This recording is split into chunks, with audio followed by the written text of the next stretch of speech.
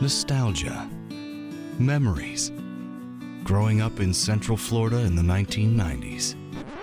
What a bunch of sappy crap. It's the Sappy Crap Podcast, starring Steve Bauman and Jarman Day. Welcome once again to the Sappy Crap Podcast, where the names are changed, but the stories are real. I'm Jarman. And I'm Steve. The stories are real, or at least how we remember them. That's true, and we're here to tell stories that only two longtime best friends can. Now, we're not saying any of these stories are the truth. It's simply how our brains kept them all these years. That's true, and this week we are be talking about pets. We're getting all nostalgic about pets that we had growing up and pretty much up until now. And what sparked this is that, unfortunately, my 9-year companion, Bones, who is my cat that I've had for the last 9 years. He's traveled with me from Atlanta to Florida and all the houses I've lived in since. He passed away a few days ago, and I took it pretty hard for a little bit there, and I'm just trying to remember the happy times now. He was a black domestic cat, domestic short hair, and he was like a dog. He would come when you called him. He drooled like crazy when he was happy, and much to people's chagrin. He loved to cut up people's shirts like some cats do, but all in affection. That's the one thing I remember about him is the drooling. Oh, yeah. Ann and I met him when you were in Atlanta, and we came down and we did CNN and the Coca-Cola Museum and the aquarium. And I remember you saying, "Oh, he drools." And I was like, "What are you talking about? I've had cats my entire life. I've never heard of a drooling cat." You're like, "Oh, he drools." So sure enough, he came. And at first I didn't quite get it, but then he got like nuzzling up against something and it was just waterfall. Oh, yeah. And then the cat skate of spit down this cat. I was like, "Oh, man, Bone." And once it started getting down the side of his mouth, he'd do the head shake and it would splatter everywhere. It was just wonderful. And he was so affectionate to every human he saw, but also every cat. So and they hated it because he would try to rub against them and cuddle them, and they'd swipe at him and hiss at him. They just want space. Yeah, so he was just a very loving cat, but very messy and shedded a whole ton. But he was just wonderful, dopey little guy, and I loved him to death. And I'm really sad he's gone. I still have 2 cats now. I have my girlfriend's cat, Coffin, and Scotty. So it was Scotty and Bones, the little pair, little red cat. But now I just have Scotty and Coffin, and they're an adorable little duo. But yeah, so that's why we're talking about pets today, in honor of Bones and all the cats we've lost before and animals that we've lost before. This one's for you, Bones. Yeah, this one's for you, Bones. So let's get started. So what are some of your earliest memories of pets growing up, Steve? We always had cats. Yeah. Guinevere, our Siamese cat, had been in the family for 3 years by the time I came along. So she was always there. Gotcha. And then when I was 4 or 5, we adopted another cat, a black cat, off of the streets of New York, which was found by someone at my kinder care. And they put up a flyer free kittens, and we got a free kitten. And I got to name it because Christian got to name the other cat. And I remember my dad's like, "What do you want to name it?" I was like, "My favorite thing in the world, a Rito chip." And my brother was like, "Rito chip? Do you mean Dorito?" And I went, "Yeah." So the black cat became named Dorito. I never realized Dorito was a black cat. I've heard the story. It was a pure black cat, no markings, pure black cat. And she did not care for people that much, as I remember it. As most cats don't. And then I wouldn't be able to honor her without mentioning how she passed then. Of course. So my dad got a brand new electric garage door opener, and him and his buddy Dave installed it on a weekend. And it came with this trigger kind of thing where you had to adjust the pressure. And then if it hit something and there was enough resistance, the door would come back up. Mm-hmm. And my dad was messing with it and had been at it for a few hours. And finally he's like, "Look, it's close enough. It might kill one of my pets, but it's not going to kill my kid." Sure enough, a couple weeks later, it got to Rita. I found her. Oh no. So it was extra traumatizing. And then Dave told this story at a dinner. So Dad was in the doghouse for a week. Oh God. He let my cat die. And how old were you probably? This would have been 7 to 9 range. Oh God. How hard did you take it? I mean, it was okay. We buried her out by the garden. I went and picked flowers off a bush or something. It was okay. She was not a super affectionate cat. So you weren't really close with her. I mean, yeah, she was my cat, but she didn't belong to anybody. Belonged to herself. Guinevere, though, was the much more like when she passed, I was broken because she was just a big part. She was always there. Yeah. And she was affectionate. And yeah. Is that when you were older? No, that was also, though, they were concurrent. Around the same time. Outlived Dorito by many years. I think Gwen died at 18 or 19, something like that, when we were living in Florida. Oh, okay. So you were already a teenager by that point, maybe. Oh, yeah. Well, yeah. That's crazy. Yeah, actually, I buried bones in the backyard of my parents' house where we have all of the animals are buried back there in this little pet cemetery. It's kind of creepy in a way, but it's really pretty area. My mom's made all these flowers and rock beds and everything, and it's just so pretty. And so it's a perfect little place for him to be. Yeah. And he used to live back there for about 6 months. He was an outdoor cat, and he lived outside my parents' house while I was living in a different place. And so he knew the area, and he's familiar with it, and he's happily resting there now in the pet cemetery. So what was your earliest pet? Well, my earliest kind of pet was when I was living with my parents before my biological parents before they got divorced. We got a Pomeranian, and it was a Hellion apparently. So my father was never a fan of pets in general. So at one point or another, my mom went over the real story, but he said, "Oh, it went off to the farm." But I think what I heard eventually when I was older is that he just got rid of it because he couldn't stand it. But so I don't have much memories of that. But my earliest pet that was mine was named Punky, because I begged my mom for a Chihuahua because this was during the Taco Bell Chihuahua craze. I remember this. So this go on. Yeah, it's before there was Paris Hilton and the pet dog that you keep in your purse type of thing. Like Chihuahuas were cool. Like it was the Yo quiero Taco Bell, that little dog. And so I wanted one like crazy. It's like, oh, a little tiny Chihuahua would be awesome. And so she wasn't going to get me a Chihuahua because also they're extremely expensive, especially at the time, much in demand. Sure. So she's going to get me a different small dog. She was going to get me a miniature Doberman that she found was up for adoption somewhere or possibly for sale, unfortunately. And so we go to this crazy lady's house in the middle of nowhere on this farm. I remember this is the theme of our show as I remember it. I could be very wrong about the story, but this lady had a farm full of dogs, probably a puppy mill, which is terrible now that I know that as an adult. But we get this little miniature Doberman. He's adorable. He's very rambunctious, very energetic. And then we find out as he starts growing, he gets bigger and bigger and bigger. And we're like, this is not a miniature Doberman. So we start realizing it eventually stops growing, but it's not the size of a full Doberman, which are huge, but it's also not a miniature Doberman. So we found out that it was a mix between a regular Doberman and a miniature and came out right in the middle. So it was big enough to cause a huge pain. It would eat everyone's shoes that came over to the house. It was terrible. I was a terrible pet owner too. Like I was not taking care of this pet that's supposed to be mine. My parents were very nice to get it for me. My mom, my stepdad at that point. Punky was the wrong dog for you. Yeah. Or just dogs in general weren't right for me at that time. I should have gotten a cat. Because the thing is, super high energy, needs a big backyard, needs lots of room to run, needs someone who's active that's going to like take it out. And we're like high schoolers. We're in school for a chunk of the day. And then we came home, we had like hangout time and homework. And we want to play video games, not take out the dog. Right. If you had like a chill, lazy dog, like a pug or something, that just gets winded going back. I think that's the perfect dog. Even to this day, I think that's the perfect idea for a dog. I remember Punky. You got it for maybe a birthday or around a birthday. Yeah.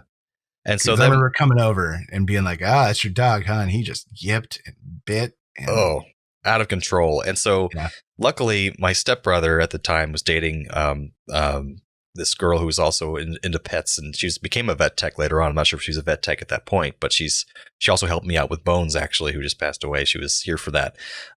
She took him for us because we were like, we can't do anything with this dog. She's like, we'll train him, we'll make him better. I think she eventually got him up for adoption and someone else took him, but she trained him first. But thankfully she took him off our hands because we could not handle Punky, and his named her Punky Brewster, which I'd never seen that show, but I like the way it sounded. So Punky Brewster.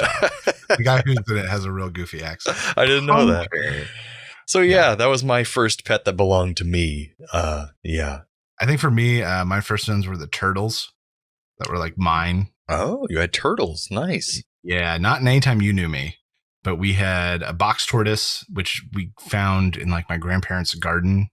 And then we had like a red-eared slider, like a water turtle that we found. I don't even remember. In Florida, you can find lots of turtles. Oh, yeah. But this was pre-Florida. Right. So both of these were found animals. One of them, Fred, the box tortoise, we eventually just released him back in the wild because he came from the wild, and it's not like we relocated him. So we're like, you're still in central Pennsylvania, bud. Go have fun. We just released him. Go survive out there. And then Bob, the red-eared slider, we put up a flyer at my elementary school, and a class adopted him. Oh, that's cool. So I still got to see Bob like through a glass window for like another year and a half while we were still living there. Oh, that's nice. Yeah. Yeah, my girlfriend really wants to get some kind of animal for her classroom right now too. So it's a good thing for classes to have like an aquarium animal. So smelly. Yeah, it depends what you get. That's the thing I remember about the turtles is that even after you clean their water, within a day, it smelled like turtle tank, quote unquote. Like it has a distinct smell. Well, actually, my girlfriend's parents have a turtle, and we've seen it a few times, and it's a tiny one. Maybe that's why it doesn't smell much. There's not much of a smell there, but bigger turtles for sure. I could see that happening. But also, I'm allergic to almost all animals. I've actually been tested in the allergy test. They poke you a billion times, and my highest allergies are to cats and to dogs. And then the doctor comes in. Hey, poked him. I barely know him. Sex joke. But I found that with cats, especially after I get to know a certain cat for a long period of time, it lives with me, I lose my allergy to it. But then if a new cat is introduced, I have to gain a lack of allergy to that cat all over again. It's very strange.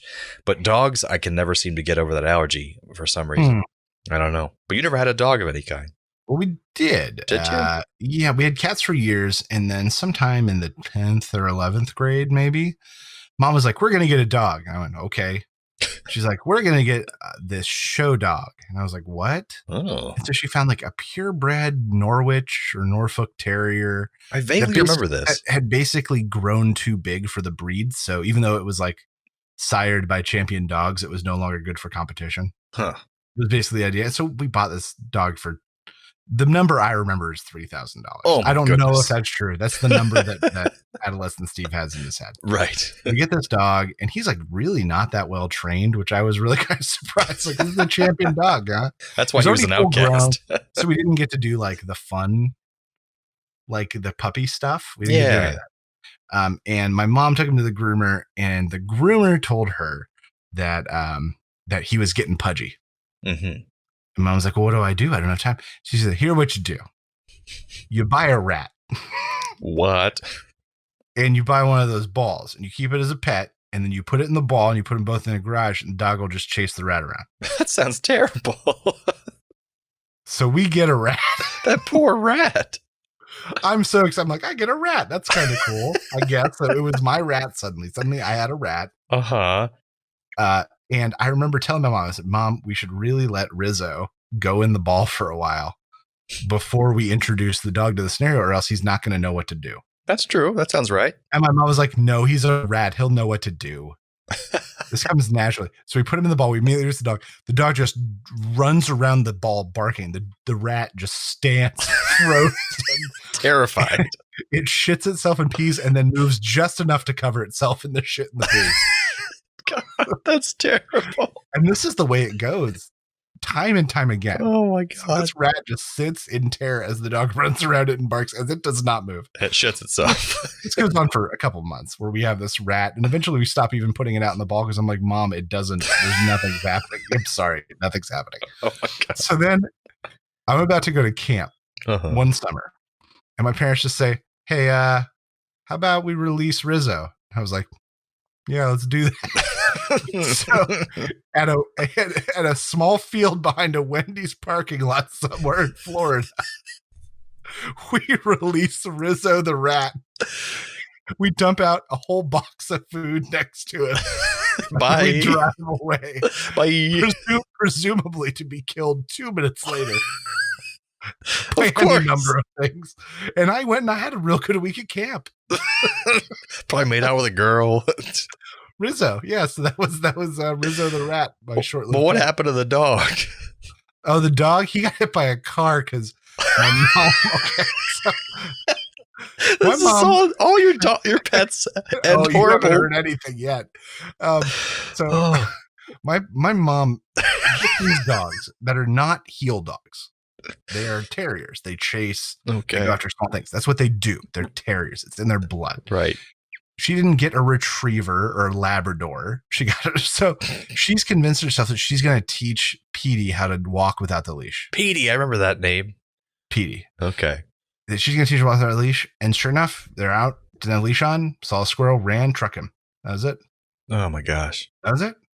Oh, poor truck driver. Oh, yeah. Ugh. Did you ever have any pets die in some terrible way? Oh, I could only, there's the interesting story of Chenna, which, Chenna. So Chenna was a macaw so my parents got divorced when I was 8, which was a good thing for both of them. And then my mom remarried and married my stepdad, Scott. He's been in my life now since then for like 25 years, whatever. And so when they got married, though, he already had a macaw. And if you know anything about parrots and macaws especially, they live a very long time, up to like 80 years.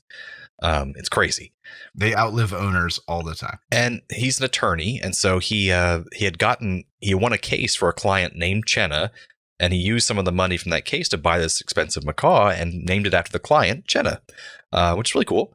And it was his companion when he was living alone, I think, in Tallahassee or Colorado, one of the places he's in. So he moves in with us. But before he moves in, he moves his pet in with us because he's still moving his stuff. And so we get this parrot without him for a while, this giant bird, and it's very loud. It screams to high heaven all the time. It attacks the bars when people approach. Oh yeah, and it had certain phrases that had been taught that were very odd. I don't know if him or his son, my stepbrother Peter, had taught it this, and he would say, "I'm a dog," I'm a dog. over and over I again. can still hear it in my head. Because you don't understand this about parrots is that you don't get to have fun with them saying these things when you want them to say them. They'll just get that phrase in their head and say it over and over again for an hour straight for no reason. So that was, and he would scream so loud the neighbors would call the police on us because they were so pissed off by this bird screaming at the top of its lungs in the middle of the night. Anyways, but also Chenna became depressed after a while, which means parrots start picking out their own feathers. So his whole chest was just bare, like poultry. It's like a half-plucked chicken. Exactly. And so eventually they read that you're supposed to get it a friend and then it will stop being depressed. So they got it a cockatiel. So we put the cockatiel into the cage, and the next day we open the cage, and the cockatiel's head is gone. Chenna bit its head off. It was like that episode of Friends. There's an episode of Friends like that? Yeah, the new guy moves in and they kill him.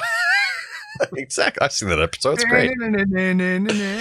Gonna kill your friend and everything's gonna be all right. So then they happened to find, I don't know how they found this, but there's a bird sanctuary somewhere, and another macaw that had the same depression problem, same kind of macaw, had, so plucked itself, bare. And so they bought that one to put with Chenna, and that actually kind of worked. They were good friends for a little bit.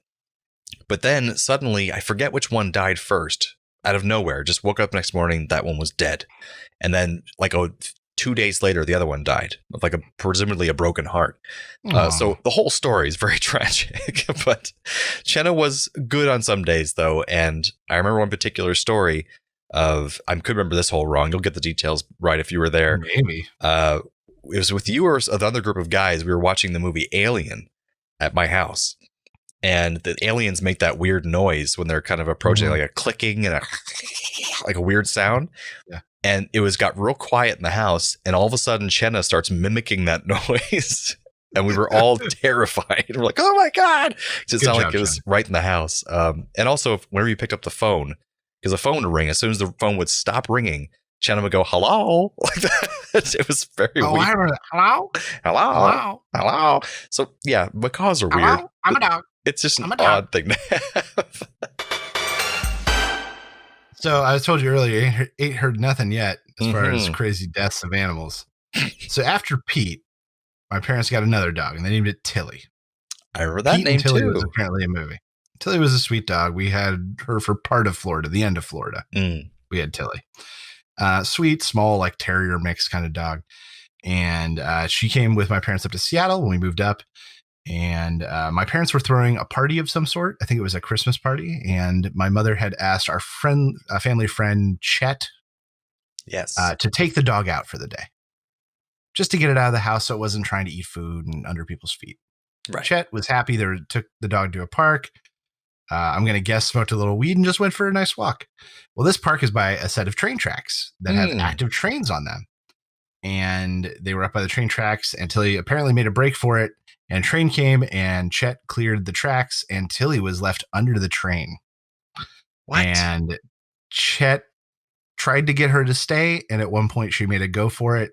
And she was decapitated by a train. How was he that close to a train coming? Like, what? Yeah, there's some dumb things that happened here. So he wraps her up in his sweatshirt, puts in the trunk of the car, and then goes home and realizes that the party is still going for another 2 hours. So he has to sit with a dead dog in the trunk of his car for 2 hours while he has to sit and think about how he's going to tell my very big dad that he killed his dog. Oh, my God. Decapitated his dog. And that is why we don't go on walks with Chet. Oh, my God. You have the most terrible death stories of your animals. Yeah, we haven't been lucky specifically with dogs. Though my parents did just have both two dogs, Wesley and Calvin, who both lived to like good ages and both died sort of old age and old age related things. They both just passed just recently. I got to meet them. Yeah. So I did get to meet them at your dad's retirement party. So that was good. Yeah. They were old boys. Yeah. This is the first time where it hasn't suffered something insane. So it was good. Well, another strange story I have is my older stepbrother, who has sadly since passed away. He was a kind of a hippie guy, loved animals, but he somehow had found a monitor lizard when he was living with us. He was like in his 20s. And he brought home this monitor lizard, which are huge. You're not supposed to have them as pets. They're exotic animals. You're supposed to have special enclosures and stuff like that. Oh, yeah. Like probably a permit or something. I don't know how he got this thing. So it was in our back porch because we didn't know what else to do with it, in like almost like a dog carrier, not something you're supposed to have a giant like a monitor. Yeah. And it escaped because the next morning we came out, it was gone. And the way I remember this happening and what my mom was saying, if this is wrong, I could be totally making this up, but I remember there being missing cat things going up around the neighborhood because suddenly cats were being eaten by a giant monitor lizard because it could eat a full-size dog even if it wanted to. So yeah, that was a little strange of a pet situation there. And on that same note of that monitor lizard, he was supposed to be fed mice. And so after it escaped, he had these mice left over. And so I took one of them as a pet. I called it Pinky, I think, like Pinky in the Brain, because it was a white mouse, the pink eyes. And so we go on a weekend trip and he's supposed to take care of Pinky. But I come back and Pinky's not looking right. And he's kind of just like shaking in his little enclosure. And so I talked to my stepbrother and I was like, what's happening with Pinky? He's like, oh, I don't know. I think he had forgotten to feed him. And he sees him seizing up, though, and he's like, well, he's in death throes right now. We have to put him out of his misery. I'm like, what are you talking about? He takes him out of the cage, brings him outside, gets a spoon, and starts to flick his head, trying to kill it. Oh, man. So I had to watch him slowly crush the skull of Pinky while he was putting him out of his misery, probably hurting him even more. For the best. This is a depressing episode. All right, so now let's have something funny. Okay, good. Okay, so my current cats. We have two cats, the boy and girl. We're told they're brother and sister. We don't know that for sure, but they were in the same group. Mm-hmm. So the girl is smart and like she's pretty calico, and the boy is big and oafy and stupid. And that's really the breakdown. Mm-hmm. So back when we first got them, we were living in Brooklyn. We had two high windows that sat to the upper left and right of the head of our bed. Mm-hmm. Because we were in the basement. So they were like the eye level windows. Right. In the apartment. And one of them had our router in it. Because it was the one place we get reception. And Truby, the boy cat, would jump up in that window and knock over the router. Knock it down just constantly. What a jerk. And this would happen in the middle of the night. And I'd be laying on my left side. And I've told this story I think on Play on Nerds, maybe. I would open my eyes because something was tickling my nose just in time to see just a cat asshole right in front of my eyes as it's rearing back to launch into the window that he's not supposed to be going into. Until he can knock the router down again. Yes. So at one point I caught him like halfway and I threw him against the wall because my arm just shot out at 3 a.m. Hopefully not too hard. He still did. What do you want? All of a sudden I was awake and something was in my face. I went, ah. Okay, so it wasn't on purposely throwing against the wall. No. It wasn't like I'm going to get this fucker. It was, oh God. And so finally I read this thing about like cats hating tape, the feeling of tape. So I get double-sided Scotch tape and I go and I put the router in the window and I tape it up. I put like a screen up of tape. Sure enough, we leave the room. 15 minutes later, we hear this cacophony of noise. just a cavalcade of terrible sounds. And I walk into boy cat on the ground, just covered in tape, debilitated by the amount of tape he had on him. Like, could not move. The router's on the ground anyway. I'm pissed. I just look at him and I go, I'm going to leave you there for 10 minutes. That's your punishment for this. He deserves it. And he had to sit and like kind of half move and try to, because you know, cats, when you put weight on their back, they like hate it. Oh, it freaks them out. So he was like, oh God, what's in a straight jacket? That was the time that like he kind of stopped going in that window. Oh, good. It kind of worked. Kind of, yeah. But didn't one of your cats break your television once as well? That was also lardass. Yes. We had a really nice TV that I got for 50% off through a series of random events that were frustrating, but they led to me getting a very nice TV at 50% off. And we got to enjoy it for a month. And one morning I had it on before work and I went to grab a shower after Anna was done. She left for work. And in the 10 to 15 minutes I was in the shower, I came out and it was just face down. Oh, I went, oh, you son of a bitch. Completely broken. Oh, yeah. Doesn't take much with TVs these days. Yeah, and I'm fortunate that my cats over the years have never broken anything of mine that I can remember. When they break stuff, ours, it's because they're trying to get up in and out of windows. Every time they break something, it's because they're trying to get somewhere else. I mean, they've shattered glassware of mine occasionally because it's been on a counter and they knocked it over by accident. You know, like that's about it. I'm pretty fortunate in that regard. So I got a closing question for you. Oh, please. All right. What pet would you want if you didn't have to take any real responsibility for it? If I had to take no responsibility for it. No real responsibility. You don't have to clean up. You get to show up for the parts you want. That's a good question. It for cool Facebook photos, and then you just hand it to someone else and they live in a little shack and take care of it. Probably a full-size wolf. Okay. I think they're beautiful, majestic, and that would make for great Instagram photos. You could definitely get chicks with a wolf. Yeah. Or if not, the big one is always a horse. I think it takes a lot of work, but I'd love to just have the benefit of having a horse that's fully It's fully trained, it's cleaned, and someone else takes care of everything, and absolutely have that horse. Yeah. I'm gonna go with like maybe a bear of some sort. Not a big bear, but like a bear, like a brown bear, maybe. Yeah. I thought like maybe like a crocodile. Oh, that's dangerous. And then I can bring my enemies over and make them watch me like feed it raw chickens while they watch and sweat. I have to say, I always did want a chimp growing up, but then the horror stories of people getting their faces ripped off. They go crazy at like 2 years old. They go insane. So that's not a good idea. But yeah, that's something I always wanted as a kid.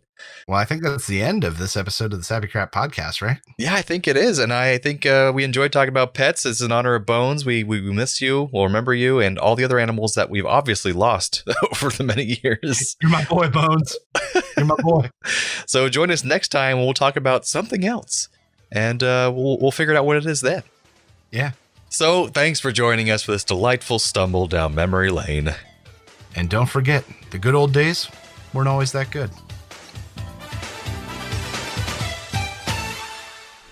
This podcast was brought to you by A Play on Nerds.